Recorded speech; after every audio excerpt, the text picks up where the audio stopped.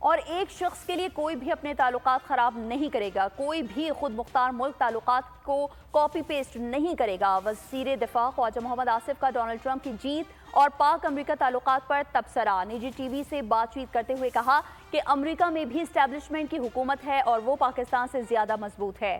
خواجہ آصف نے مزید کہا کہ ٹرمپ نے جنگیں رکوانے کا وعدہ کیا تھا۔ ایک شخص کے لیے جو ہے ایک تعلقات جو ہیں پاکستان کے ساتھ کوئی بھی خراب نہیں کرے گا۔ ٹرمپ جو ہیں وہ انٹرفیئر کریں گے اور ٹرمپ کہیں گے کس کو رہا کرو۔ اسٹیبلشمنٹ ادھر بھی جو ہے پاکستان سے بہت زیادہ اسٹرانگ ہے۔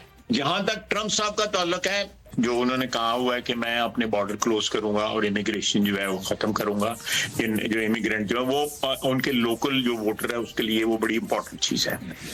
دوسرا انہوں نے میں کہا ہوا ہے کہ میں جنگیں بند کراؤں گا۔ 170 سے لے کے 200 بلین ڈالر جو ہے یوکرین کے لیے ڈمپ کر چکا ہے امریکہ آلریڈی۔